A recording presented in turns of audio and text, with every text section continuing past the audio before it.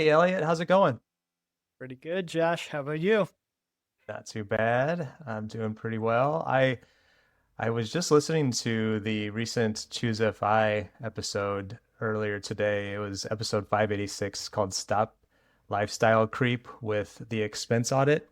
And it kind of reminded me of conversations that we were having over the last several months where I kind of did a little mini experiment where reducing I was reviewing all of my expenses for Q4 and going through and finding all the things that we had subscribed to and just things that I called money leaks at the time. I think I basically concluded with that exercise in December and I found approximately $400 a month that we were kind of spending. And this was before we did our 2025 full annual expenses episode. But going back to that Choose a Fi episode, Brad kind of starts off the conversation talking about how he had solicited the listeners for feedback on their own experience with expenses. And he mentions, he says, had this guy Josh write in about how he had gone through all of his expenses and found all these money leaks and he compared it to cleaning out the junk drawer. And I was like, that sounds familiar. It turns out that That came from guy. yours truly. Yeah. You are that Josh. I I am. I as he said my name, I was like, oh, that's there's a couple million Joshes out there, of course, but yeah, I thought that was kind of funny that it was like I had to go back and look at my email that I sent in early November, so it was like 3 months ago, and sure enough, it was the comment that I made back to him, and I think one of the things that they were trying to do was to get some feedback on how often people do that exercise, how far along they are on the FI journey, and then if it's something that they do continue to do periodically. And I remembered I may have even said it on our show here that I think it's similar to cleaning out the junk drawer or even cleaning out your storage area or whatever you might have in your home, that you have to just revisit those things on a periodic basis because it's just going to build back up, pile back up. And sure enough, all those practices that we had put in place many years ago that got us to FI and got us to this point, we kind of lost sight of or just kind of got a little bit lazy with. And I think going through that exercise for me and then going through the annual expenses review with you that we did, it's really kind of cleaned up some of those things. And we're still not maybe to quite where I think we should be, but it's one of those things that I think everybody should make a point to experiment with and, find their own method of doing that on a regular basis. Yeah, absolutely. I mean, I know the way that Brad has phrased it recently is basically along the lines of every $100 saved is approximately $30,000 worth of savings off your FI number at the end of the day. So $400, I mean, obviously rough math just says 120,000 off that fine number, and then that's always with the stipulation of not even turning around and investing that money for that to compound even further. Now, of course, this is with the benefit of compounding and everything else, and you're in a completely different aspect of that journey, but nevertheless, yeah, big true savings to plug that leak. So that's pretty exciting. We haven't really done this exercise with any kind of regularity in years. We just were kind of going through the motions of here's what comes into our checking account. We had at least enough of a conscious spending, I guess, that we were doing the majority of our spending on our credit cards. And then we're able to pay that off every month out of our checking. In the rare occasions that we're not able to do that, it's typically because we've done some traveling and we've seen a spike and some lumpiness. And then we often just will shift some money from our savings account into our checking to pay off that large expense. And this month of January, I ran through our numbers and found, life is lumpy. This January was overall spending was really, really good. I think we came in at right around $4,000 of total spend. And that's, we don't have a mortgage, we don't have car payments, but travel was above and beyond that 4,000. It was an additional 4,000 because we have a really big trip coming up later this year that we had to make the first payment on for the month. So the total spend for the month was like $8,500, which if you were just to look at that month as as a standalone, it would look like we're just really living it up over here, and there's no regard for any kind of budgeting when you compare it to what I thought we were going to be spending once I left the W-2 job. But we know that there's going to be those giant spikes, and those are accounted for. Everything else, as I scanned through it, looked a lot more intentional than what I saw in 2025 for our spending, especially as I went through that auditing exercise in Q4 and cut out a lot of that junk. There's still a couple of things that I need to figure out, but overall, it was a pretty good month for us. I would say, looking through my numbers, I know that I keep a pretty tight pulse on how we're doing right now. I brought us out at approximately, well, I won't even say approximately. The number was 54.2% in January, but ours was also a pretty lumpy month. We actually had a high plumbing repair, which I know I showed you some nice video documentation that we had backup of a pipe, and luckily it was, all things concerned, fairly low cost, but I mean, it was more than $1,000 to remediate the problem. So, not that obviously we couldn't handle it. It's just was a bigger spend month than I would say is normal for us. But c'est la vie. So that 50 something percent, that was your savings rate. Yeah, that was our savings rate, was 54%. So what was, just for curiosity's sake, what was the total spend for January? So the total spend for January, I have our monthly expenses at just shy of $8,300. So our total take home was north of 18,000.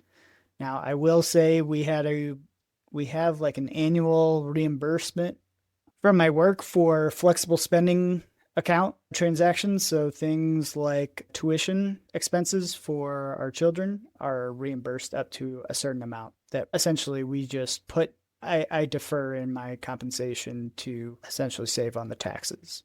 So that's interesting. Is that for all of 2025, and then you get that at the beginning of 2026 or the beginning of the next year? Yeah, so I forget exactly. It's probably that we made the claim in December and just made sure that we had all of our amount allocated before we went into the new year, and it was paid out in January. So that was a large inflow back to us. Wow, that's good. I never was able to take advantage of that back. Well, I mean, I guess that's a good thing. My kids didn't have that cost for whatever reason, and I don't know that our flexible spending account back then. I feel like they maybe didn't have that as an option for what was covered 20 years ago or whatever, 15 years ago, whenever my kids were in school or preschool. Yeah, lucky, or I won't even say lucky, it's certainly been a nice benefit the last couple of years. But of course, yeah, I would say all good things come to an end, but the better thing is not having to pay for it at all. So that this Yeah. is the last year of preschool, so tuition will be a thing of the past. Yeah, in keeping with my 2025 expenses, my two top categories, if you'll recall, were groceries and then food and drink. And that was the same in January. Although food and drink was considerably lower, it was only about $400 for the month. Groceries was still very high. And I actually had heard recently, it may have been in that same episode of ChooseFI where they were talking about somebody else had shared their numbers, and like that was a category that over the last several years, of course, with inflation, that had gone up considerably. And another reason to go through this exercise just to kind of see where your money is going from an expenses standpoint is just to kind of see that inflation over time. And if you were kind of mentally benchmarking on 3 or 4 or 5 years ago, that line item is probably considerably higher. And I know for us, we have reduced the number of mouths to feed in our home, but we've also put more of a conscious effort towards purchasing healthier, higher quality food. And along with that comes a higher price and of course inflation. So that was $1,470 for the month of January, which groceries is one of those line items that includes things like just a Walmart trip that may or may not have been groceries. It could have been a household item, but just kind of categorize it all into that same bucket. Yeah, bucket. And yeah, not really go through the hassle of trying to extract all of that. It could be a Target trip or, whatever. That's just all kind of categorized as groceries. Yeah. No, I totally understand that. I know, as I mentioned in previous episodes, that we have severed ties with Mr. Bezos and the Jungle Company.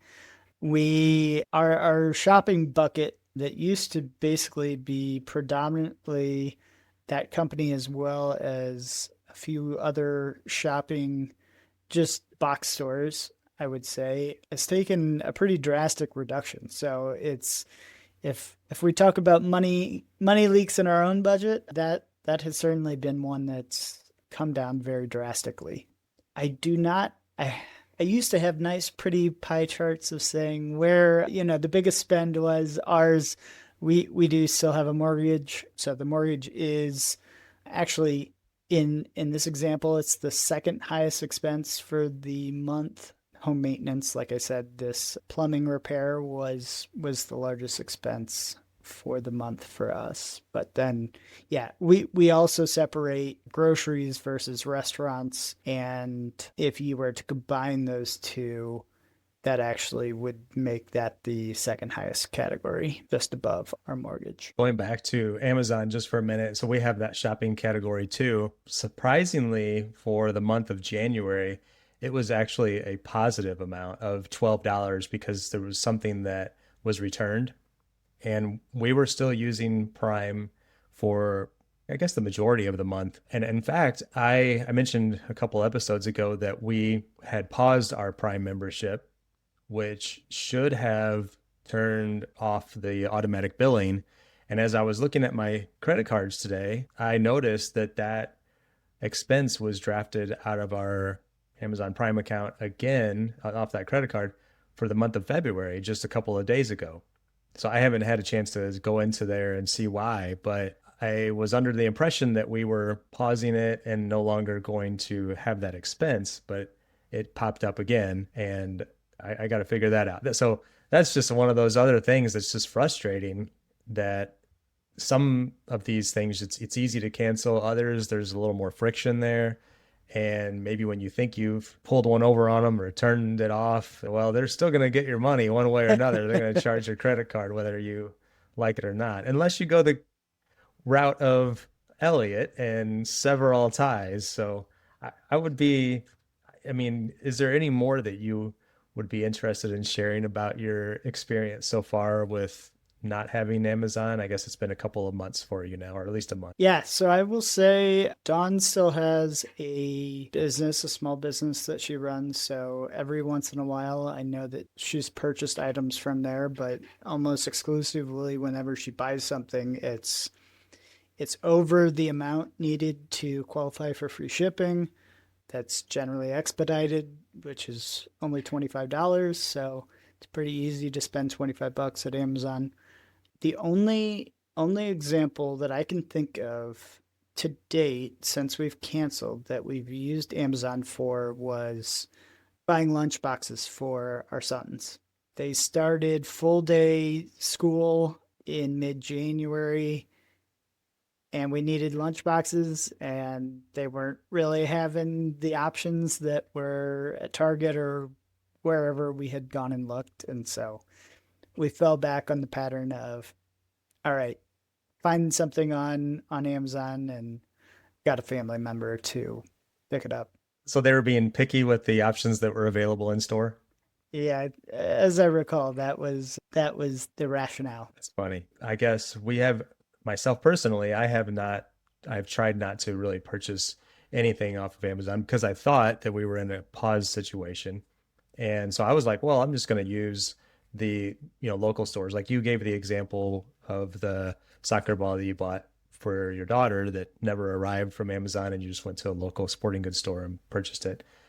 I've tried to do the same with some of the purchases that I may have just more freely clicked the buttons and done the delivery and tried to just, and some of those categories probably fell into the grocery because I remember I went and purchased a couple of like oil and filters, changed our car oil from Walmart, and that falls into the grocery category as opposed to the shopping category.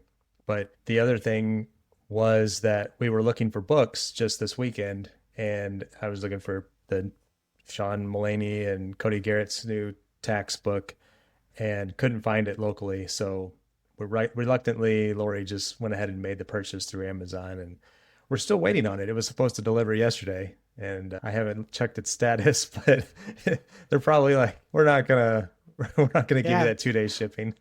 Yeah, we're not rushing to get to those non-prime people. You're a second tier citizen at this point. Yes. I know that we had talked about that one is that at this point I have it on hold at the library, and I forget if I'm second or third in line, so I'm pretty close, but I'll probably just end up buying my own copy just the same. And I know that they went through Amazon kind of as their primary source of where they're pushing the book out of. So, So sometimes it's, concessions have to be made.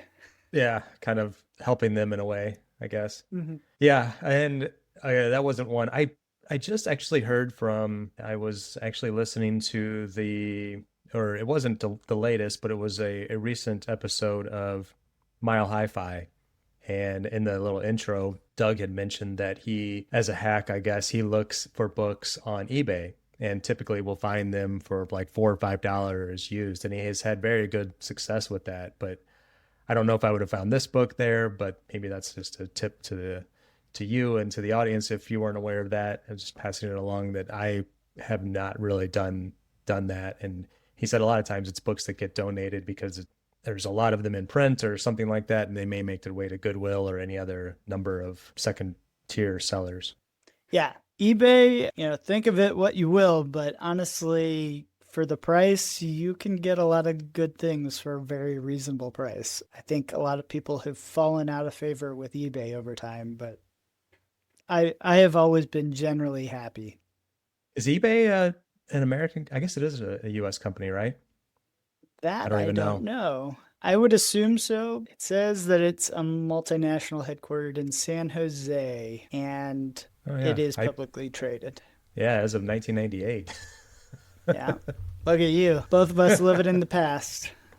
Well, I don't know who the CEO is or anything like that, so I'm not sure if it's one of those companies that maybe has fallen out of preferential treatment for some of us because of certain reasons. But yeah, I used to look at it all the time. I remember years ago I would buy and sell on eBay, but I have not in many, many years. I know that there are new alternatives out there for different auction sites and things like that. So, everybody's always trying to take a shot at the big dog, so to speak. But yeah. Speaking of the big dogs, tell us about your experience with cutting ties with Facebook.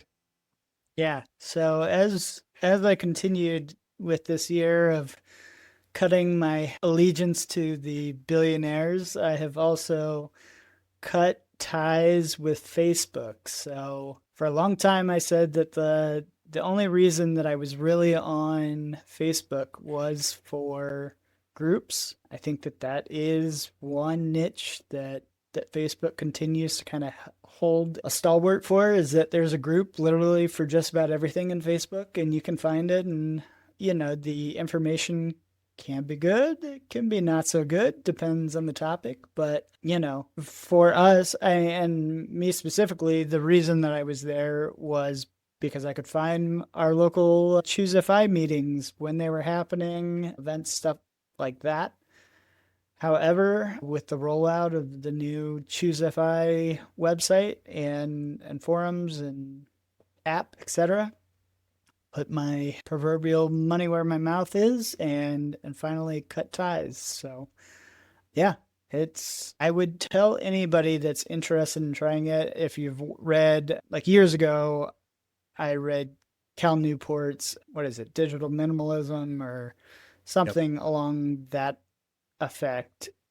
Just try separating yourself from that little pocket computer that you probably all have on you right now and see how addicted you really are to it. I know that like you've taken the app off your phone, and I've done that in the past, and you know, either find myself going to the website or re-downloading the app. It's like, oh, I'm not on there that much, and then you get the I'm a strange person that pretty much doesn't allow any notifications on my phone with the exceptions of actual phone calls and text messages. There are very, very few apps, probably on a single hand, that actually get the privilege of notifying me beyond that. And so yeah, the you still get the phantom, like, oh, was that a notification? Or just the reflexive, oh, I have 30 seconds, let me pull out my phone and pull up Facebook. And how much I saw that in that first week, and now it's completely gone away. I don't have any of those where I just pull out my phone. I'm like, yeah, I wonder what's going on there. Now, that's not to say that it can't be replaced with something else. And I've done that in the past, of whether I had Reddit on my phone or I had YouTube or the Google News feed. That's probably something else that I just need to figure out how to kill, just because once again, it's trying to put my eyes into something that some algorithm and somebody is trying to push in front of my face, but ultimately it has put me at ease by and large. And that's really good to hear. That I know that Google News feed is that's something that can be turned off. Found myself being addicted to that years ago, and I shut that off. I don't know, quite a long time ago. I don't remember exactly how to go about doing it. You can just Google it and walk through those instructions. It's not. I don't believe it's like straightforward. It's a couple different 3 or 4 clicks. Yeah, naturally, the good old let me Google that for you. And yeah, I mean, all these technology companies obviously bury, non-desired behavior for you in layers of friction to try and get you to not do what they don't want you to do. But ultimately, if you follow instructions, you too can accomplish it. But I will say, I did run across one thing in my own personal life that it has been, I guess, a decrement of not having it. I had a freak accident where one of my friends passed suddenly, and I didn't know about it. Or the only reason that I did know about it was because my wife is still on social media, and she was able to tell me about it. But otherwise, yeah, I would have had no clue at all. And I don't know if I would have heard about it if both of us were essentially off social media. Yeah, it's strange, I mean, there's so much of the world does a lot of communicating through these social media platforms that there's certain things that we probably will miss over time. I mean, we both just had a birthday in the last couple of weeks, and I did not log into my Facebook account. My wife too is still an avid Facebook user, and she's letting me know that, hey, everybody, these people are wishing you a happy birthday. And I'm like, that's great. And I did not log in to thank anybody. In fact, my mom sent me a text and we were kind of chatting, and she said, "Did you see my post?" And I'm like, "No, I didn't. Sorry." Are you dead, Josh? You didn't say thank you on my post. Yeah. I know. It's funny. Of course, my mom is older, and it's like share a Facebook post and then follow it up with a text. Hey, you know, it's funny that you brought up Mile High Fi earlier. Did you listen to the episode with Mr. Money Mustache and Rusty as they talked about movies or Yes, I did. movie and media reviews. Hmm. So I have found myself engulfed in one of the shows that they mentioned, Corporate. Have you have you heard or watched that one before? I remember them talking about it, but I have not watched it. Yeah, so I remember probably that somebody else in the Fi community had mentioned it at once in the past, and I had maybe made it through an episode or two. Now I've made it through 2 seasons, so I guess you found where my free time has gone in some ways. But I say this just because there is this episode in one of the seasons where it is all about social media and just the reasons why we do what we do, and it just rings very true to me what you just said as far as the Facebook message. If you don't hear contact, then everybody looking at you like, well, why didn't you do something? Why didn't you give me a thumbs up? Why didn't you give me that like? And I've always been kind of that strange person that I call people a lot more than I mean, I do text, but you know who you are. You get phone calls from me much more regularly than you probably get a text message. So So that. it happens. Yeah. And I'm the weirdo that leaves my phone on do not disturb 24 hours a day. So I often will miss your call. And when I do answer, it's typically because I either happen to have my phone laying nearby face up and I see that it is giving me the alert that, there's your picture showing up and that you're calling me. Or maybe in the rare occasion I may actually have the do not disturb turned off. I'm the same way with notifications as you. I've tried to reduce every possible notification, maybe even to the point of just being flat out rude where I don't get notifications via text or phone calls because I have do not disturb on, except for those few select people that are in my immediate family that are considered, my favorites, so to speak, that it allows the phone call or text message to come through. Maybe one day Yeah. I'll ascend to one of those favorites, Josh. Wasn't there a No. Seinfeld episode where I don't know if you were a fan of Seinfeld, but there was only a spot for like six favorites and somebody didn't make the cut and they're like, well, there's no room for you. Sorry. Yeah. Yeah. Nope.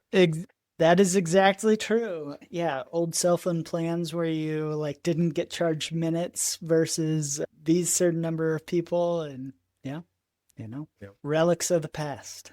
Yeah. A simpler time. That's So right.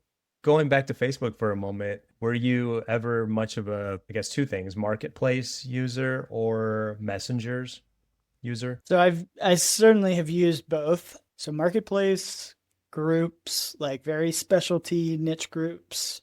I didn't use Messenger a ton, but those would be the two places where I feel like, yeah, maybe I would just create a profile, leave it very dormant. Like you said, don't check it, don't put it on your phone, don't do anything, but it's there as the backstop when yeah, that once in a blue moon that I want to turn around and go sell something on Facebook Marketplace or go find very specialized, curated information, then I can go find it. But Yeah, I for haven't me, I had that guess. need quite yet. Okay. For me, I think Lori would still be able to handle the marketplace stuff. And the messenger thing, though, that's one that I haven't solved for. So I still have my Facebook account. Like you mentioned, I don't have it on my phone and I have no desire to put it back on there. And I can't even log in from a laptop anymore because there's like I don't know. I've I created I caused it to be to have so much friction that I can't figure out how to log in because I don't know what my I don't know. It's a long story. But anyway, my I have a handful of friends that communicate only through Messenger. And I mean, I don't know if I want to be the odd man out and just go, "Hey guys, I don't have an account anymore, so contact me through," I don't know. It's just one of those things that I still use it almost every day, the Messenger app. Yeah. Hmm. Interesting. Yeah, no, I certainly do not do that. I have some people I talk to on Discord. I know we know people that use WhatsApp. I don't know. as far as different messaging, like I just use like group text or things like that just in my native messaging app on my phone. But I can't say that I run across too many people that just hit me up on Facebook Messenger beyond it would have been like, hey, I posted something, and somebody will be like, oh, I'll DM you on the side about something. Yeah. So that I guess is keeping me still with an active account is having that messenger app access. Marketplace, I feel like it hasn't been. That used to be one of those things that I would kind of just go down the rabbit hole on Marketplace. Like any other thing, it would just like capture my attention and I would lose, I don't know, half an hour just scrolling through like tools or whatever else, things that I didn't even need and wasn't even shopping for. But somehow the algorithm knew that these are the things that I'm interested in. And it just kept showing me more and more stuff. I was going to say the product manager of Facebook Marketplace is, yeah, jumping for joy hearing those words, Josh. You know, So yes, the where algorithms do work, believe it or not. Yeah, yes, they do. And speaking of that, where I do spend a lot of my time, going back to your comment of, the show that you were watching that's taken maybe your time that would have been spent scrolling, is I spend my time on YouTube, but not the YouTube app on my phone. I use it on TVs, and that's kind of just my form of entertainment. I made a comment to Lori a few weeks ago that I could literally live on YouTube alone. Like I don't need any other streaming service. I could just watch people make stuff and fix stuff and build stuff, and then there's plenty of free movies and things like that on there, and there's just tons of, I feel like, great content that's being added every day. It's either entertaining or educational or just a variety of on literally every topic that you can imagine. And that's where I spend a lot of time. I again, it's on my TV, which is weird. I'm probably in the minority there. No, I mean, we've been watching quite a bit of YouTube, but I think we've been using it for, and I knew this about you going into all of this, but we have found ourselves using YouTube quite a bit for, I mean, a lot of the research that we're doing as far as our move to France and everything else like that. So yeah, we've been devouring content on YouTube. We probably, I would have said that we would have watched a couple shows a night before going to bed, and now maybe we watch one, but most of it is just, yeah, YouTube videos about any number of things. So, Be careful. It'll start to be these little. It'll be similar to France in some way that'll just capture your attention enough that you'll be drawn into whatever that thing is. oh, trust me, it bleeds in with the Italy content, or, oh, what about Spain? What about this? What about that? Yeah. Yes. Do you get do you get recommended the travelers that just are, basically nomads that are documenting every wild adventure that they're on? Yeah, I mean, it's pretty easy to suss out. I mean, at least the searches that we're doing, trying to be very particular that it's not just travel, that it's living, it's raising kids in a certain spot. It's very targeted in the search that we're on, but I would also say that we kind of will eventually run out of content in that specific search that we're looking for. So I know that that seems crazy to say that, but like that's not possible. There's always more. YouTube just said challenge accepted. Yeah, challenge accepted. Time to get Elliot to be a content creator in France, whatever it is. Very good. Any other topics that you wanted to touch on? I would say not necessarily for this episode, but I know obviously on our last episode we talked about my journey to France. I think a big topic that comes along with that is whether or not I'll be working in France. The likelihood in my mind is probably not. And so, along with that comes early retirement very quickly for not only myself, but my wife and kind of all the things that come along with that. So, the idea of having a drawdown portfolio as opposed to a accumulation portfolio So maybe that's a topic that we can delve more deeply into in the future and trying to see.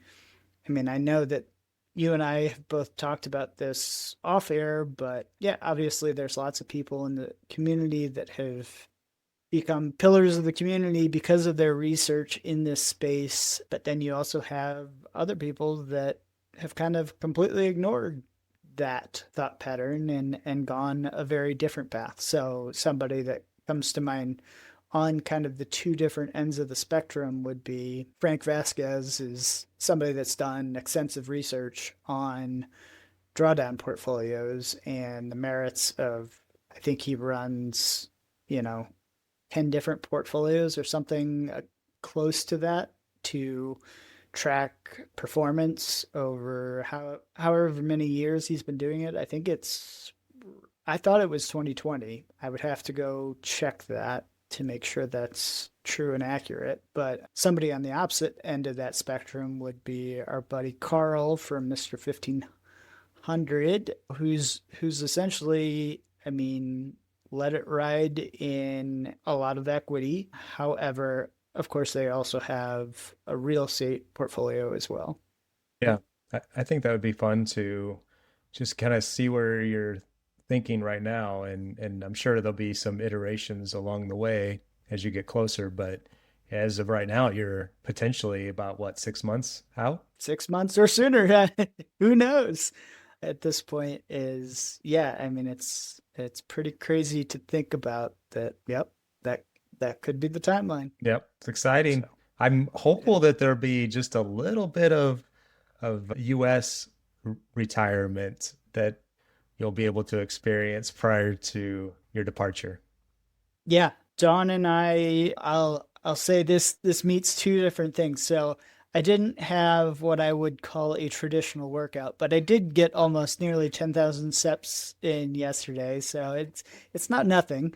We spent a lot of time just talking about kind of all the things France plus retirement and everything else. So yes, I mean I know that that's certainly something that you and I had talked about.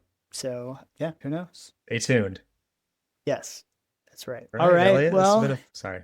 All right, Elliot, no, this has go been a ahead. fun conversation. As always, if you've stuck with us this long, we really appreciate it. Hit that like, subscribe button on your podcast player or YouTube channel that you are listening to us on.